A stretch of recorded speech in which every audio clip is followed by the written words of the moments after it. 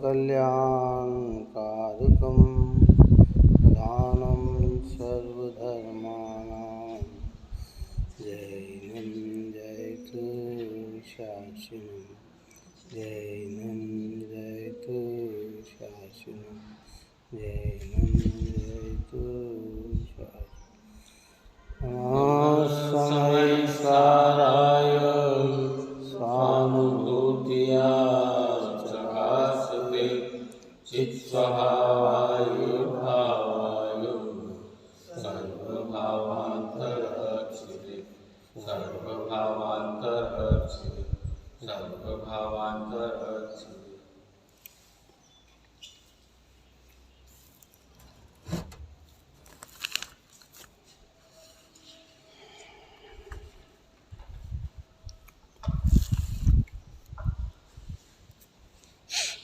कलश 179 नंबर का अपना प्रारंभ होगा। 178 नंबर का पूर्ण हुआ। इसमें परद्रव्य अपने भाव के निमित्त नैमित्तिकता को बतलाया और ऐसा जानकर समस्त परद्रव्य से अपने उपयोग को खींचने की बात कही। अब यहाँ बंध अधिकार को पूर्ण करते हुए उसके अंतिम मंगल रूप के रूप में ज्ञान की महिमा के अर्थ का कलश रूप काव्य कहते हैं। बंध अधिकार अपना जो पूर्ण हुआ उसके अंतिम मंगल के रूप में है ना कि एक गाथा कल्याण स्वरूप है। हर गाथा में आचार्य भगवंत ने बंधन से कैसे छूटा जाए, किस प्रकार से बंधन होता है, अपने ऊपर में चर्चा की थी कि बंध तत्व की चर्चा भी बंध से छूटने के लिए है। काय के लिए है ना। बंधन बताया मतलब इससे छूटना है। जैसे जहर का ज्ञान कराया जाता है ना, ये जहर है, तो जहर का ज्ञान कराने के पीछे उसका त्याग का भाव होता है। उसे सेवन न करे ऐसा परिणाम होता है। ऐसे ही बंधन की चर्चा में आचार्य देव बंधन से छुड़ाने का अभिप्राय रखते हैं। अब यहाँ अंतिम कलश 179 नंबर का कहते हैं। देखिए,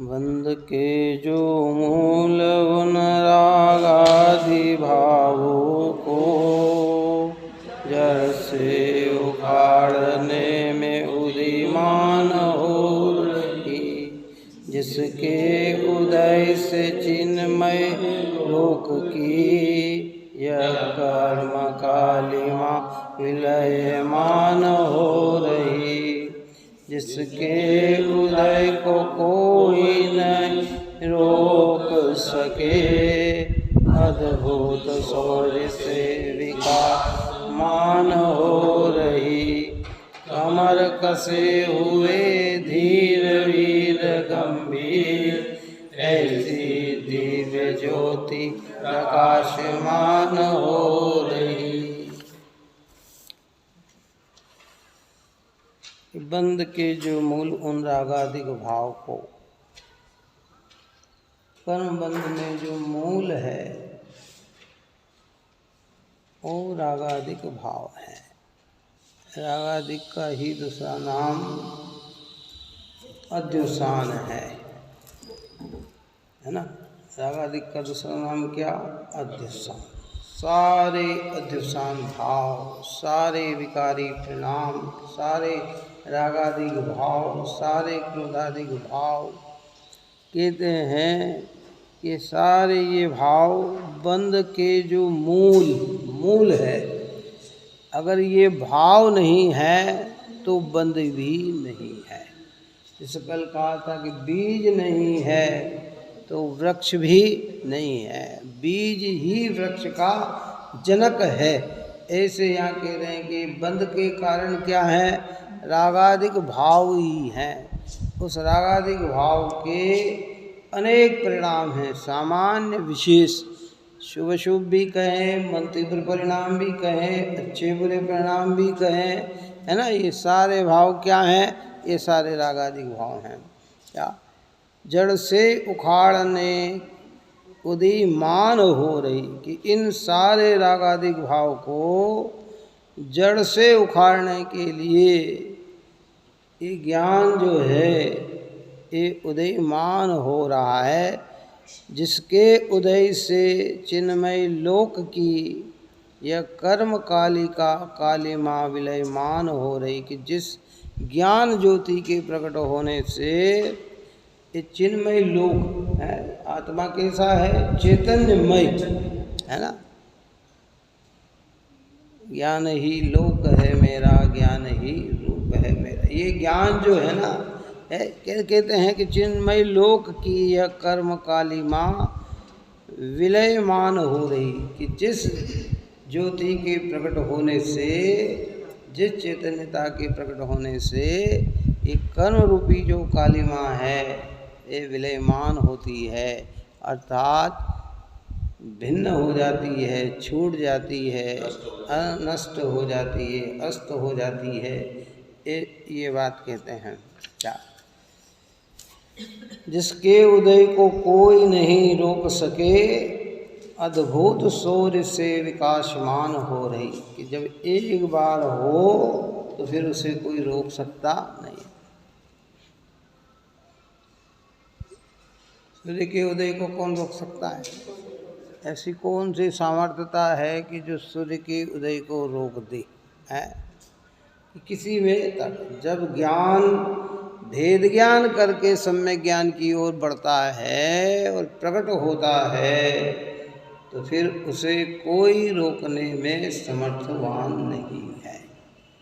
कितनी ही बाधाएं आ जाए, कितनी ही प्रतिकूलता आ जाए, कर्म की बहाई प्रवृत्तियाँ उदय रूप कैसी भी हो, लेकिन वह ज्ञान सम्यक ज्ञान रूप प्रकट होता है।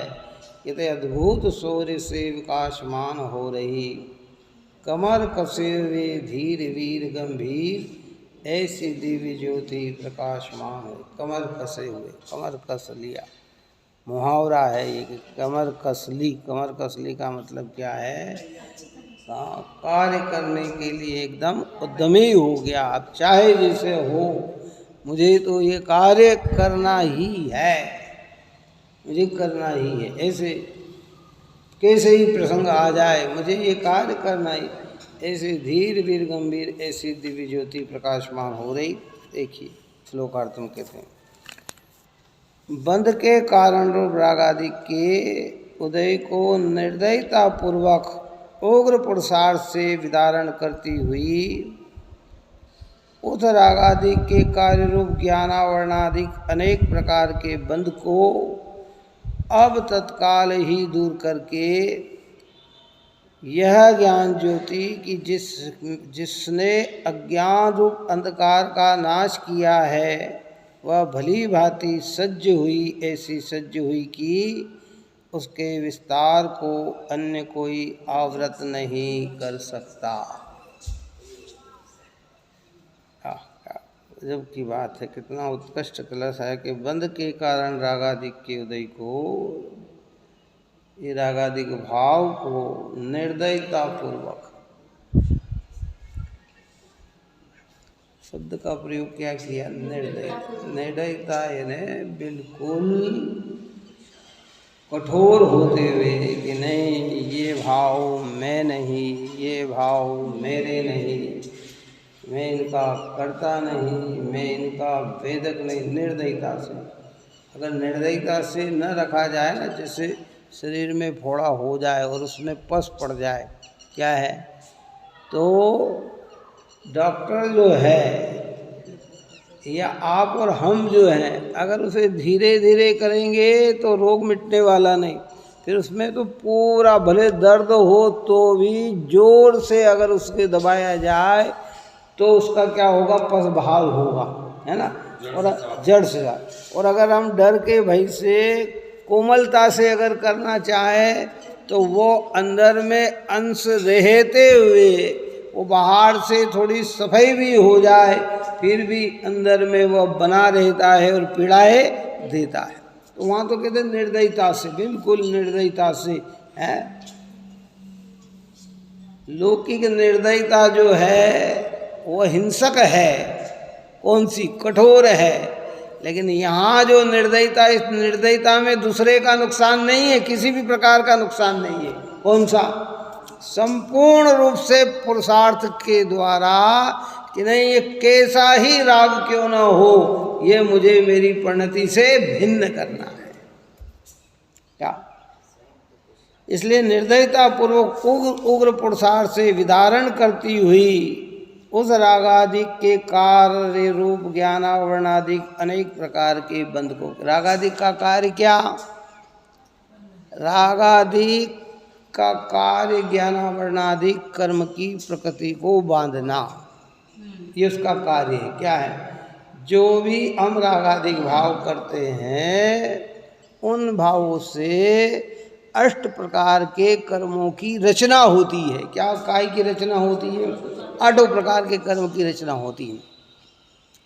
कर्णानुयोग का सिद्धांत ये है कि एक परिणाम हुआ, उस परिणाम में सारे ही कर्मों का, आयु कर्म को छोड़कर से 7 कर्मों का बंध तो जीव को निरंतर होता है।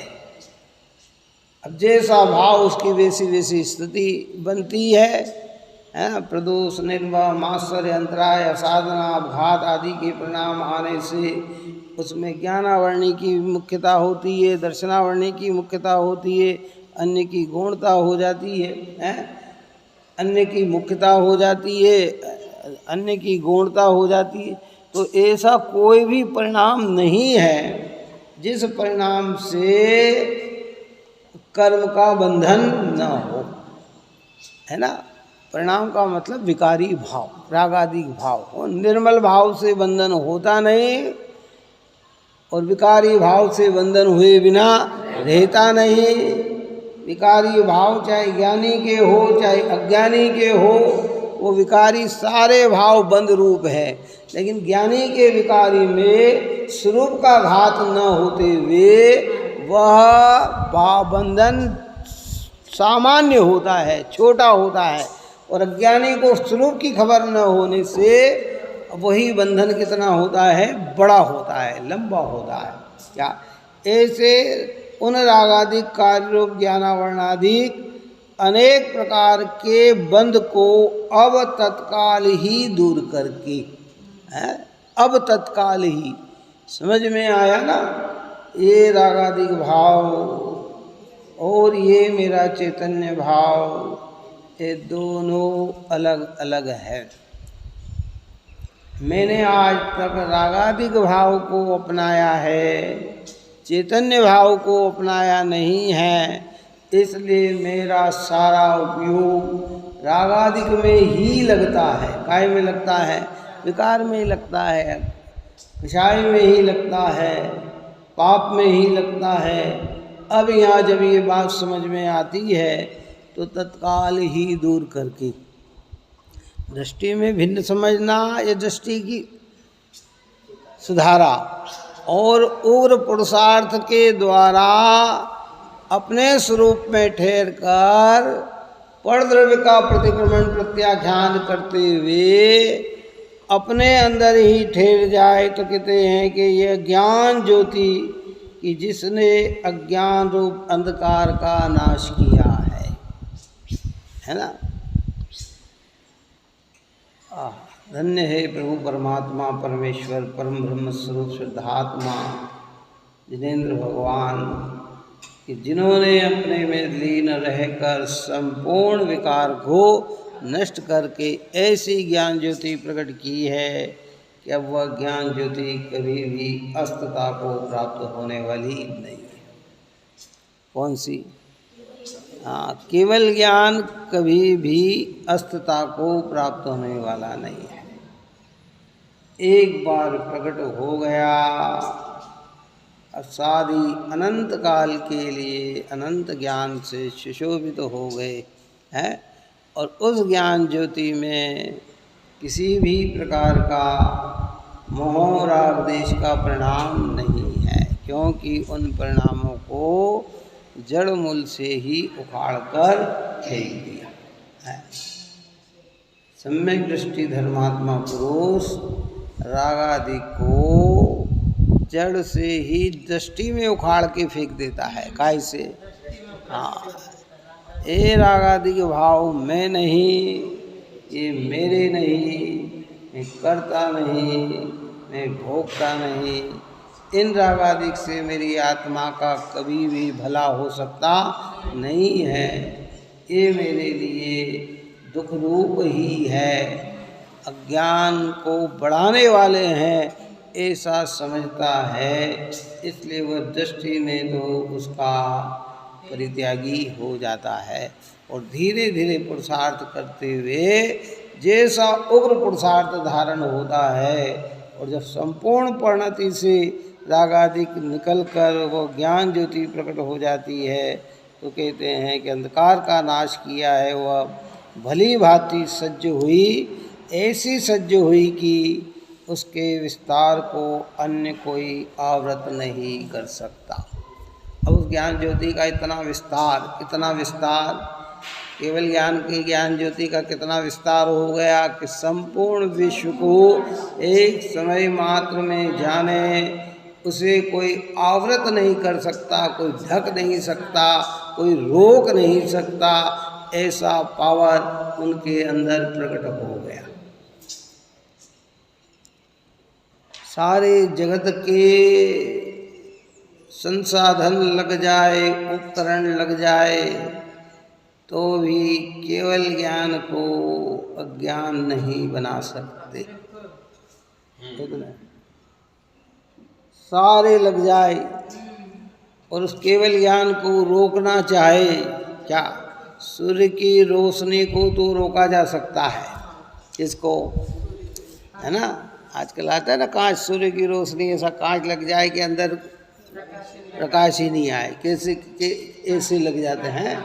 लेकिन केवल ज्ञान की जो किरणें हैं जो संपूर्ण विश्व को जानती है, ऐसी कोई ताकत नहीं बची कि उनको जानने से रोक दे, कोई नहीं रोक सकता। ये वस्तु की व्यवस्था है। इसलिए हम कहते हैं कि केवल रवि किरणों में जिसके संपूर्ण प्रकाशित है अंतर, सारे सारे सारे द्रव्य केवल ज्ञान की किरणों में प्रकाशित है, झलक रहे हैं। भगवान आत्मा त्रिकाली सर्वज्ञ देव परमात्मा उस सारी चीज़ों को जान रहे हैं। उनके ज्ञान का इतना विस्तार हो गया कि अब उन्हें कोई आवृत रोकने वाला नहीं है। धन्य है परमात्मा। इसलिए कहते हैं कि हमें कई बार इस प्रकार का अंदर में बहुमान आना चाहिए, उत्साह आना चाहिए कि वो मेरे आराध्य देव कितने पवित्र हैं, कितने उत्कृष्ट हैं, कितने सामर्थ्यवान हैं, कितने शक्तिशाली हैं। अपनी संपूर्ण आत्मिक गुणों का विकास जिन्होंने कर लिया है, अब कैसे भी प्रकरण हो उनमें किसी भी प्रकार का आवृतपना, ढकना, छिप जाना ये होने वाला नहीं।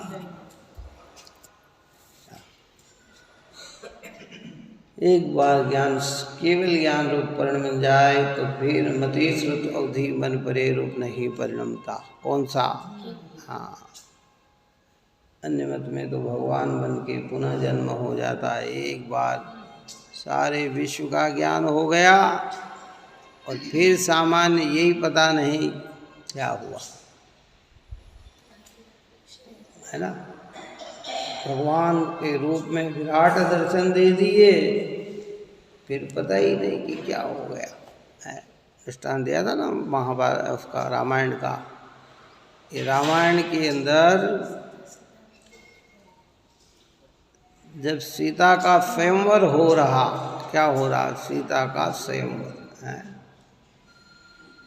जब स्वयंवर हो रहा, देश विदेश अनेक नगरों के अनेक राजकुमार राजाएं वहाँ आए। उनकी यह प्रतिज्ञा थी राजा की, जनक की, कि ये शिव धनुष जो तोड़ेगा या इसके ऊपर जो डोरी बांधेगा वही सीता का पति होगा। हैं? अनेक राजा ने अपना बल का प्रयोग किया, कुछ तो उसे हिला भी नहीं सके। किसको?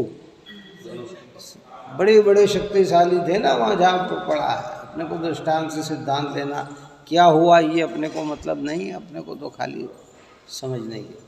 तो कई लोगों ने क्या किया, बड़े बड़े बलशाली आए, कोई कोशिश करे, ये करे, हिला नहीं सके। हैं? फिर सब जब हट गए तो वशिष्ठ ने रामचंद्र जी को इशारा किया। राजा जनक कहते हैं कि अरे ऐसा कोई बलशाली शक्तिशाली है ही नहीं, सारे लोग इतने, ये शून्य हो रही है धरती वीरता के द्वारा, आदि आदि सब कहते हैं। फिर वो जाके करते हैं और हाथ से उठाकर एक धनुष की डोरी चढ़ाकर वो धनुष तोड़ देते हैं।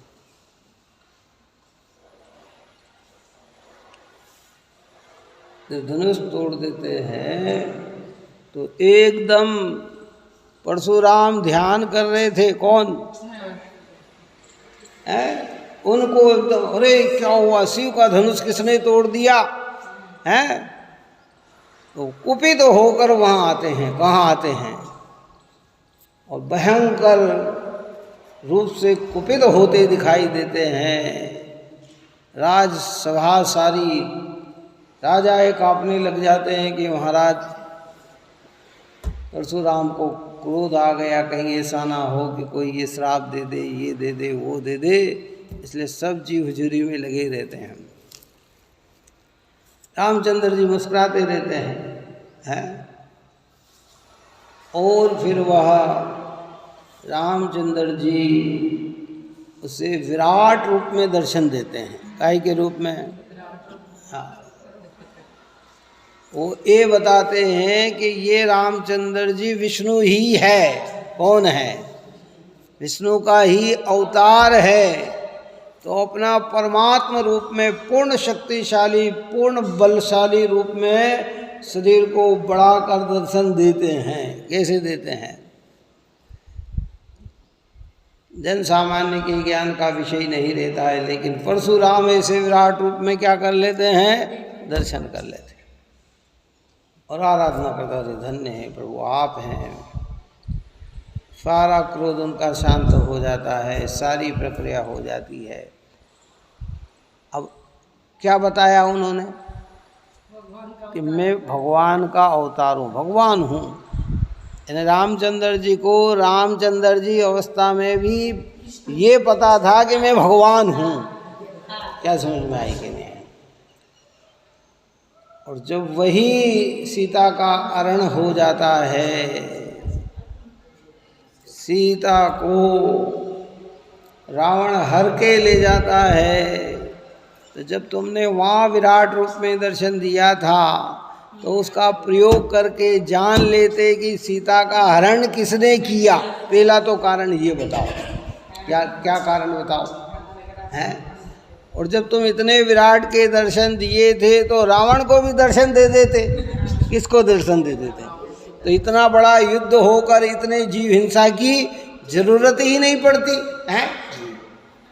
रावण भी कह देता कि अरे वाह प्रभु तो आप ही हैं। तो फिर कहते ये भगवान की लीला है। अरे भैया इस प्रकार की बात एक बार यहाँ कहते केवल ज्ञान प्रकट हो गया तो फिर अल्पज्ञ नहीं होते हैं, फिर सदा काल के लिए क्या बने रहते हैं कि सर्वज्ञ ही बने रहते हैं, है ना?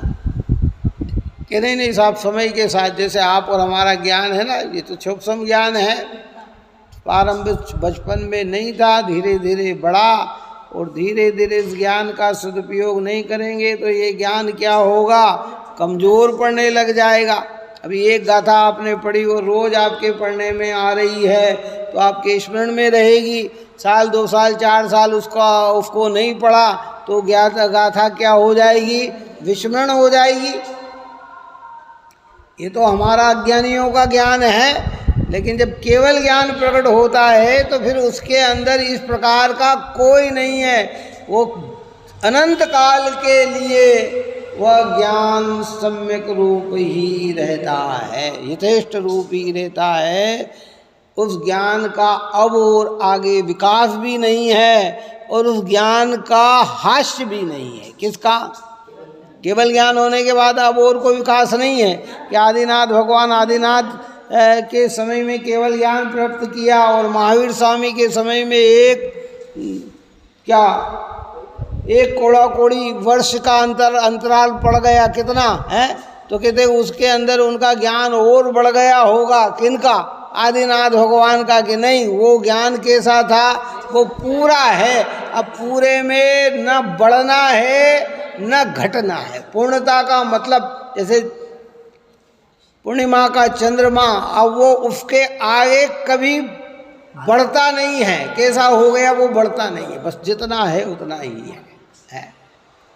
दृष्टांत एक देश है, क्योंकि पूर्णिमा के चंद्रमा के बाद जब कम आती है तो फिर घटता है। दूज हो तो और घटता है, तीज है तो और घटता है। तो ऐसा हमारा केवल ज्ञान प्रकट होने के बाद फिर कोई घटता है कि ऐसा नहीं। वो तो ज्ञान कैसा हो जाता है? पूर्ण ज्ञान हो जाता है।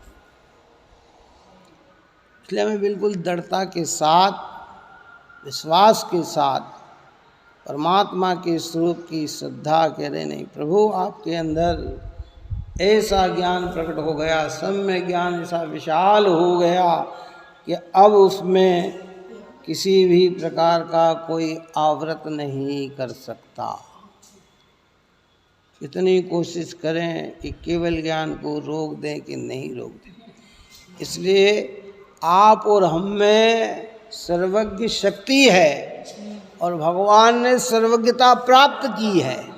इतना हम में क्या है? हम सर्वज्ञ नहीं हैं, सर्वज्ञ शक्ति से युक्त हैं। और परमात्मा ने क्या की है? सर्वज्ञ शक्ति को व्यक्त की है। इतना है ना समझ में? सर्वज्ञ शक्ति प्रत्येक आत्मा में पड़ी हुई है, लेकिन व्यक्ति किसने की है? सर्वज्ञ परमात्मा ने की है, जिनके प्रकट हो गया। इसलिए हमारे ज्ञान का विषय त्रिलोक नहीं है, पर सर्वज्ञ के ज्ञान का विषय क्या है? त्रिलोक है। हम में वो ताकत है।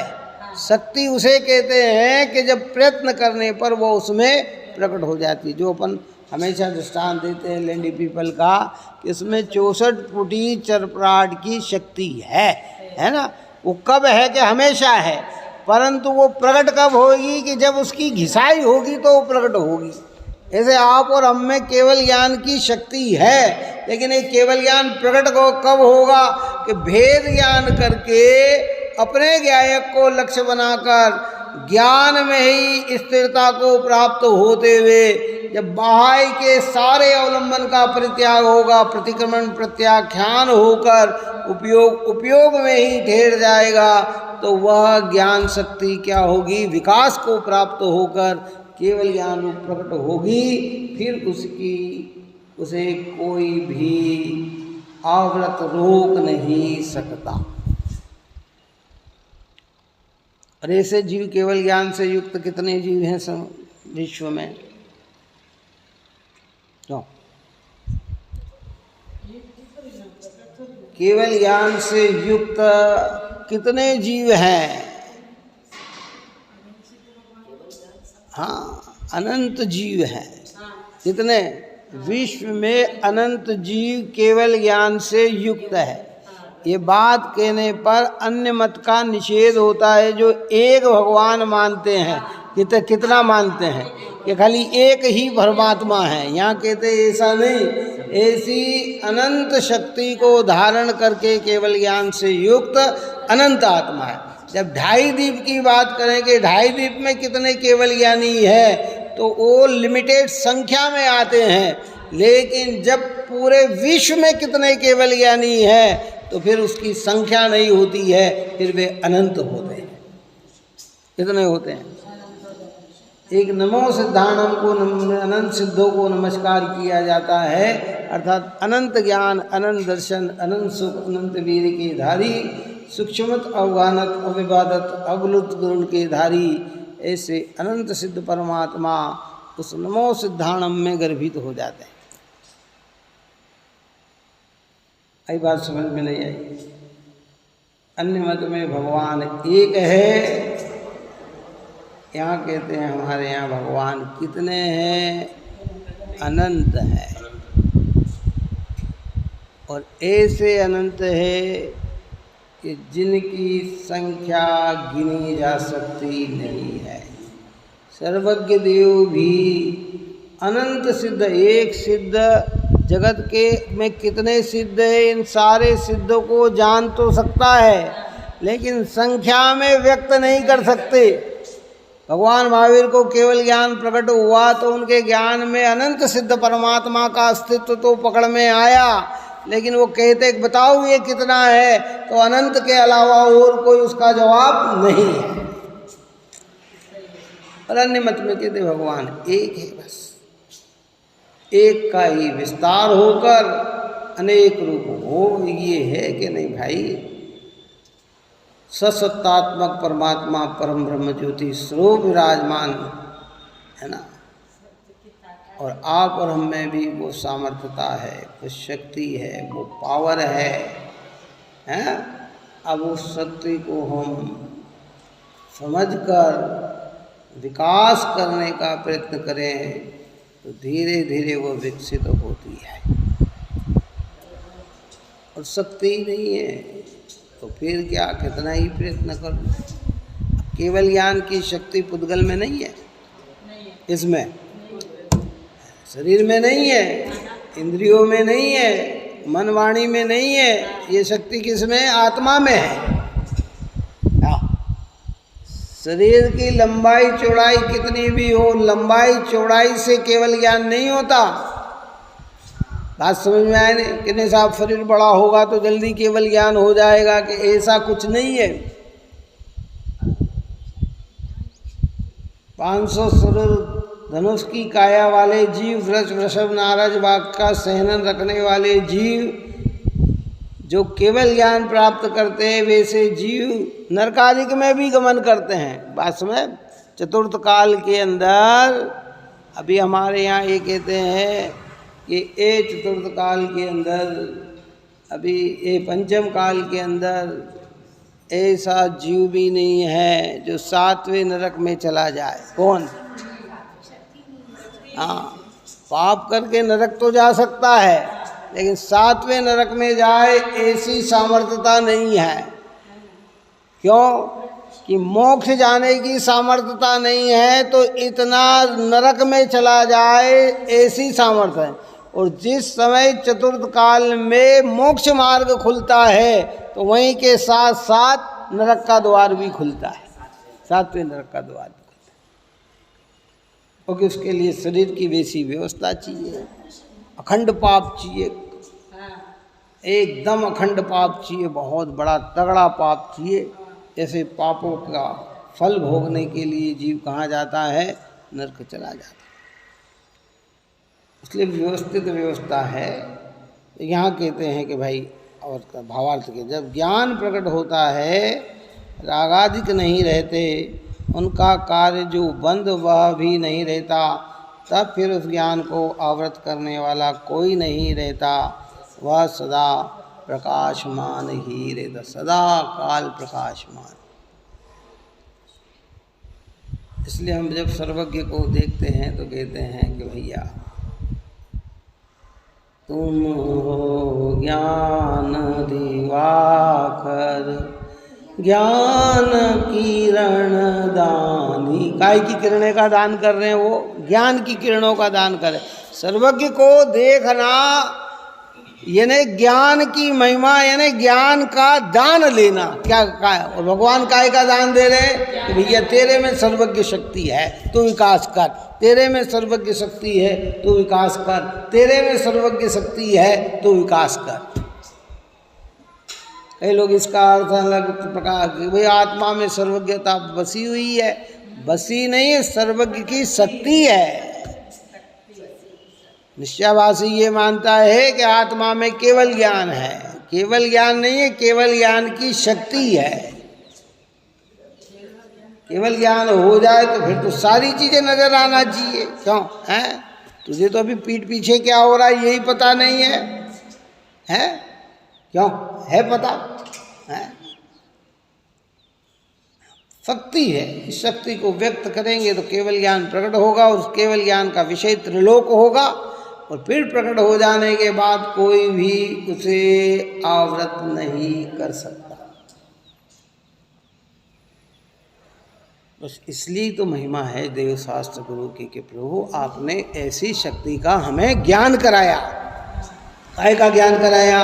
कह रहे मुझ में ऐसी शक्ति है, मुझ में इतना पावर है, मुझ में इतनी क्षमता है, हैं? अगर हमें ये कह दे कि नहीं तुम कितना ही प्रयत्न कर लो तुम्हें सम्यक तो हो ही नहीं सकता, तो फिर प्रयत्न ही क्यों करेगा जीव? क्यों है? इतनी तुम्हारे अंदर है ही नहीं।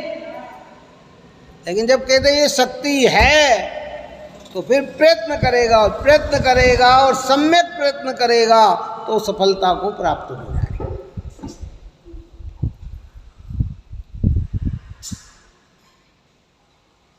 उग्र पुरुषार्थ करके भव्य जीव एक गए का अपन ने कई बार कहा, कह रहे धन्य है वे इंद्रभूति गौतम गणधर, जन्म तो हुआ मिथ्यात्व में है, और मिथ्यात्व का ही पोषण कर रहे थे, मिथ्या मत का ही पोषण कर रहे थे। लेकिन ए भगवान के दर्शन को देखकर इंद्र ने योग्यता देखी कि योग्यता किसमें है, ये गंध है। और समोसरण के निकट आते आते अपनी अज्ञानता पे खेद आने लग गया, अपनी सारी विकृतियों पे खेद आने लग गया, और समोसरण में पहुँचते ही सम्यक्त की आराधना करके वो सारा ज्ञान में कन्वर्ट हो गया। काय में जितना भी पड़ा हुआ था वो ज्ञान, जो पहले मिथ्या मत का प्रचार कर रहा था, वही ज्ञान काय का प्रचारक बन गया। और धीरे धीरे क्या हुआ, उस ज्ञान का विकसित होकर केवल ज्ञान ले लिया।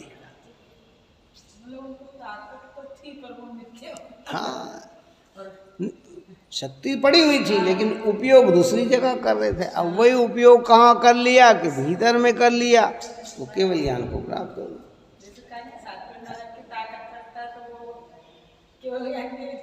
सोचो विचार करो, एक अन्य मत का पढ़ा हुआ व्यक्ति, अन्य मत में रहा हुआ व्यक्ति अनेक शास्त्रों को पढ़ता है, कई गाथाएं पढ़ता है, कई है, वो चल रहा है उसका ज्ञान। और जब उसको ये सम्यक बात सुनने को मिलती है, पढ़ने को मिलती है, तो जिसका वो पोषण कर रहा था उसी बात को उसमें से खामियां दूर करता है कि अरे मैंने तो पहले ये पढ़ा था और बात तो ये है, वो योग्य नहीं है, योग्य तो ये है। अब वही ज्ञान जो अज्ञान पोषण कर रहा था, वही ज्ञान अज्ञान का निषेधक हो गया। क्या हो गया? निषेधक हो गया। गुरुदेव श्री को जब दिगंबर अंगीकार किया तो श्वेतांबर मत की अनेक अनेक अनेक ज्ञान था, है। लेकिन अब वही जब ज्ञान इधर हुआ तो उन्हें लगा कि इसमें क्या क्या भूले हैं, क्या क्या इसमें गलती है, ये बात उनके समझ में आई, काय की समझ में आई, और उस सम्यक को पोषण किया उन्होंने। अज्ञानी बने रहते तो काय का पोषण करते, उसी का पोषण करते, उसी चीज़ की चर्चा चलती, उसी चीज़ को कहते, उसी को मानते, उसी को प्रवर्ताते, हैं। इसलिए हम थोड़ा सा इसमें विचार करें कि एक बार सम्यक ज्ञान प्रकट हो गया तो सदा मान प्रकाशमान ही रहता है। इस प्रकार बंद रंग भूमि से बाहर निकल गया। बस टीका में आचार्य देव ने खाली इतना सही शब्द डाला कि इस प्रकार बंद तत्व का सांग धारण करके जो आया था, सम्यक ज्ञान ने उसे जान लिया। तो कहते हैं जब जानने में आ गया तो वो कहते हैं अब मुझे पहचान लिया, तो अब मुझे रंगभूमि में रहने की आवश्यकता नहीं है, अब नाटक मंच पे खड़े रहने की आवश्यकता नहीं है। मुझे जान लिया तो वो भार हो जाता है, ये तो भैया पहचान लिया, अब मेरी आवश्यकता यहाँ नहीं है। भावार्थ, रंगभूमि में बंद के स्वांग ने प्रवेश किया था। जब ज्ञान ज्योति प्रकट हुई तब वह बंद स्वांग को अलग करके बाहर निकल गया। ये बंद के स्वांग को अलग करके ज्ञान ज्योति प्रकट हो रही है। ये मेरा रूप नहीं, ये मेरा नहीं, ये मेरा नहीं, ये क्रोधादिक भाव, ये रागादिक भाव, ये विकारी परिणाम, ये शुभ शुभ के भाव जो अपना भास रहे थे, अपनेपन का स्वांग रचा था, भेद ज्ञान के द्वारा ज्ञानियों ने जान लिया ये भाव मेरा नहीं है, ये भाव मेरे लिए लाभदायक नहीं है। ऐसा समझकर अपने ज्ञान को जब सम्यक ज्ञान रूप प्रकट करते हैं तो उसमें अपनेपन की मान्यता क्या होती है, विलय हो जाती है और पूरे स्थिर हो जाते हैं। तो संपूर्ण बंध तत्व यानी विकारी भाव ही परिणति से दूर हो जाते हैं।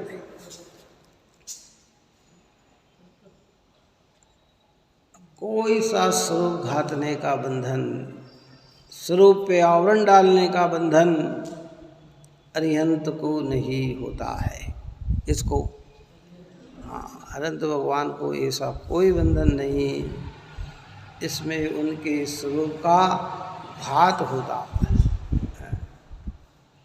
सर्वघाती प्रकृतियाँ अभी सम्यक दृष्टि के भी मिथ्यात्व अनंतानुबंधी का अभाव हुआ। अभी अप्रत्याख्यान प्रत्याख्यान होने पर अभी भी आत्मा का घात तो होता है, कितना होता है ना, लेकिन केवल ज्ञान प्रकट हो जाने के बाद तो भी नहीं है। इसलिए कहा ना कि हमें तक गर्व होना चाहिए। गर्व का मतलब उत्साह आना चाहिए, भगवान आना चाहिए कि मैं कैसे परमात्मा का आराधक हूँ, मेरे भगवान कैसे हैं, है ना। अन्य मत में भी आत्मा में परमात्मा कहते हैं। आज जैसे हम कहते हैं ना हर आत्मा में भगवान देखो, इस तरह वैष्णव मत भी कई लोग से कहते हैं सब में श्री कृष्ण देखो, सब में विष्णु देखो। कि भाई विष्णु देखे, श्री कृष्ण देखे, लेकिन श्री कृष्ण और विष्णु का स्वरूप क्या है ये तो देखो, है। हमारे यहाँ कहते कि सब में भगवान देखो, तो भगवान का स्वरूप क्या है कि ज्ञाता दृष्टा है, तो तेरा भी स्वरूप क्या है, ज्ञाता दृष्टा है। अंतर समझ में आया नहीं आया?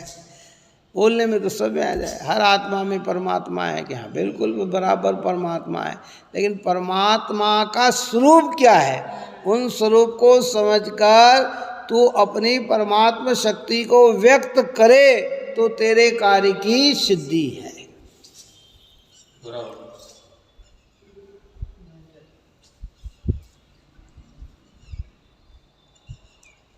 समझना तो पड़ेगा भाई, धीरे धीरे समझे। ये अद्भुत बात है, अद्भुत प्रकार का प्रकरण है। देखिए अब कहते हैं सवैया कह के पूर्ण करते हैं। जो नर कोई परे रजमाही, सचिक्कण अंग लगे वह गाड़े, त्यो मतिहीन जो राग विरोध लिए, विचरे तब बंधन बाड़े। क्या कहते हैं, जिस प्रकार कोई नर शरीर पे चिकनाहट रखकर धूल भरे क्षेत्र में जाता है तो वहाँ वह धूल उसके अंग से, शरीर से चिपकती है। त्यो मतिहीन सु, मतिहीन जो, इस प्रकार जो ज्ञान विवेक से हीन है ना, विवेकहीन व्यक्ति, सम्यक ज्ञान रहित व्यक्ति राग विरोध लिए विचरे तब बंधन बाड़े। राग सहित लेकर वह विचरण करता है तो कहते हैं कि वह कर्म के बंधन को बढ़ाता है, बांधता है। पाए समय उपदेश यथारथ, राग विरोध तजे निज चाटे।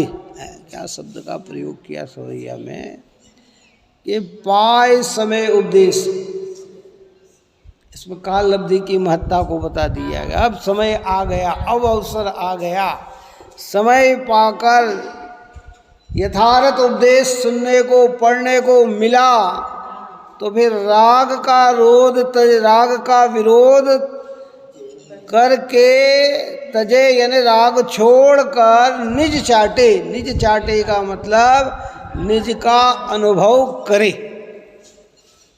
पुराने शब्द ऐसे ही होते थे, जरा चाक कर देखना तो, चाट के देखना तो इसका रस कैसा है, ऐसा कहते थे, है ना। पुराने शब्दों में ऐसे ही प्रयोग है। भैया चाट के बताना तो इसका क्या स्वरूप है, ऐसा कहते थे। कि निज चाटे, किसको चाटे? अपने चैतन्य स्वरूप का अनुभव करे, ज्ञान का ज्ञान रूप अनुभव करे।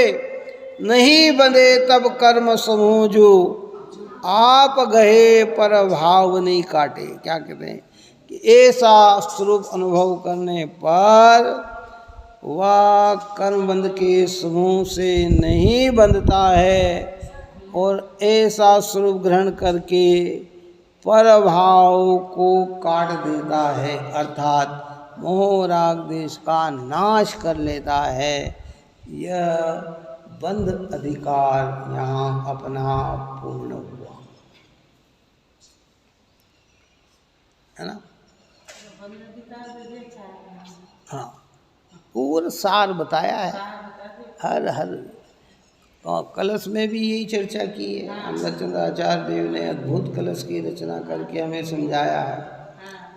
हम मतिहीन हैं, अपने मति का सदुपयोग नहीं करते हैं, अपने उपयोग का सदुपयोग नहीं करते, अपन पर को अपना मानने में उपयोग लगाते हैं, ज्ञानी पर को अपने से भिन्न करने में उपयोग लगाते हैं। काहे में लगाते हैं?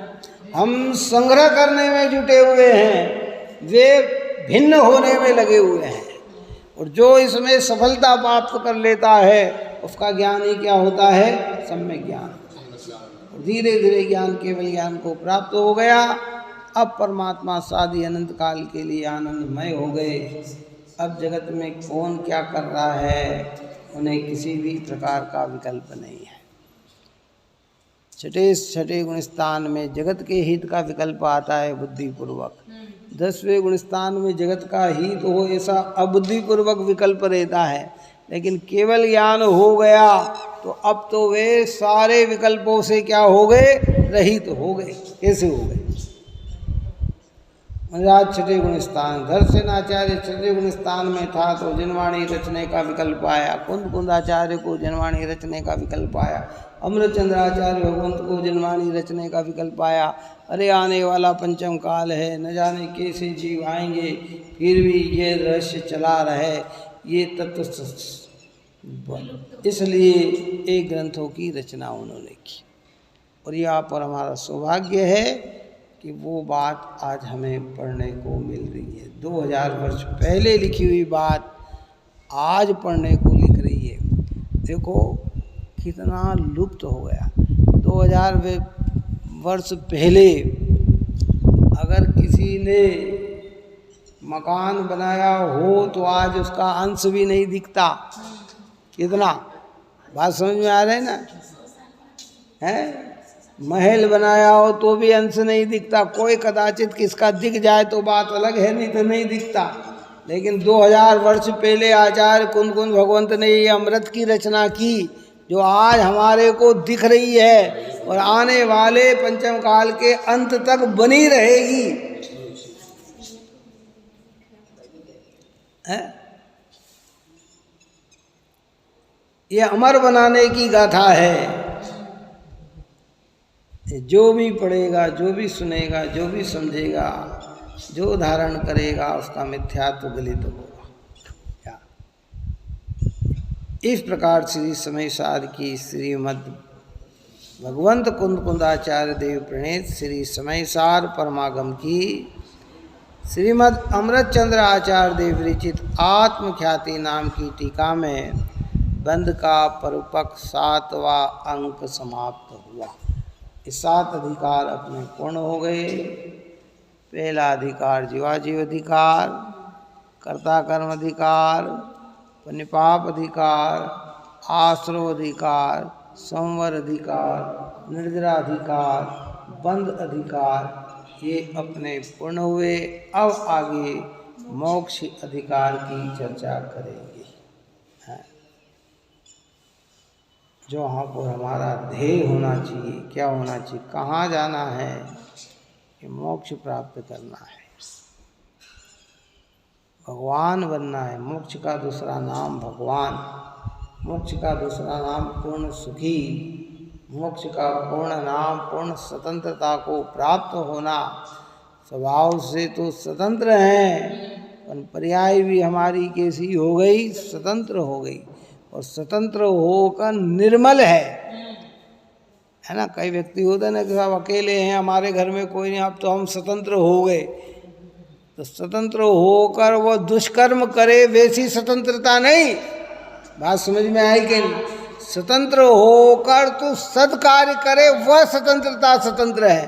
तो भगवान स्वतंत्र हुए तो कैसे स्वतंत्र हुए, कि वे अपने में ही रहते हुए अपनी शक्ति को व्यक्त किया है। कोई उन्हें उनकी शक्ति को रोकने वाला नहीं है, और उनकी शक्ति से किसी का भी किंचित भी नुकसान नहीं है।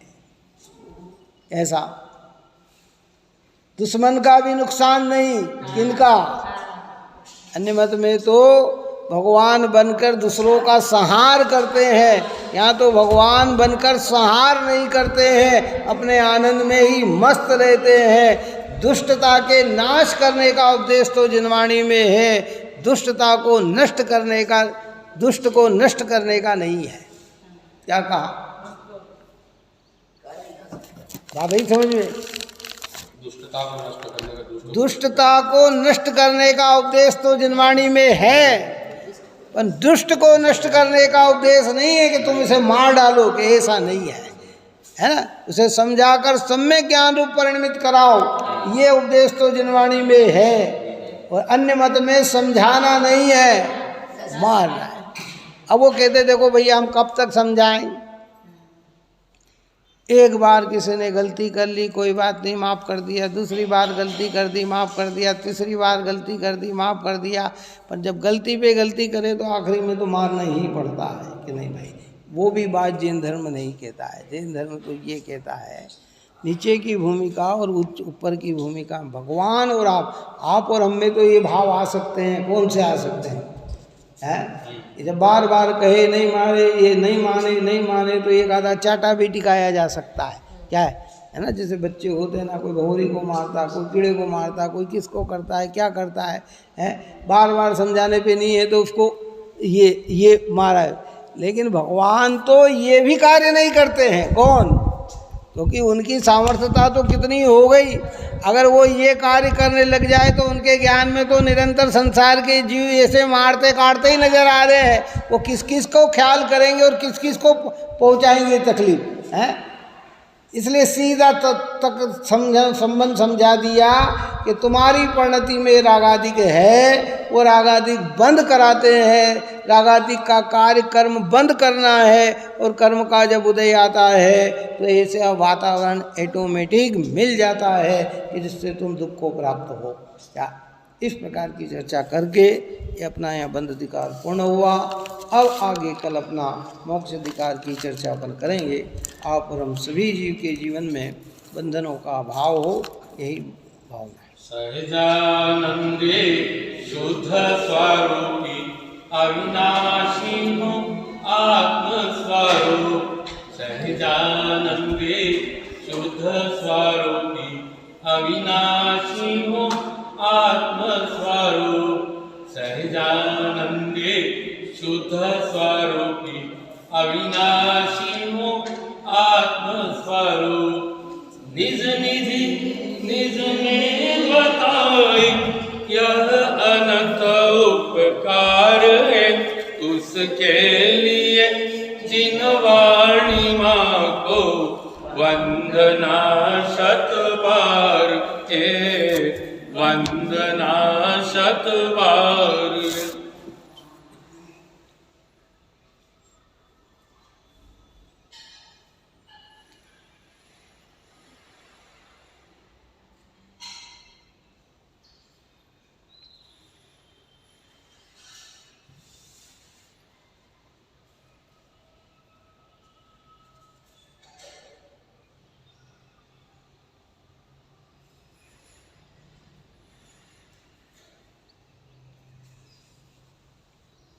रावणी के ज्ञान से सूझे लोकालो सोवाणी मस्तक सदा देता हूँ दो दिनवाणी माता की जय।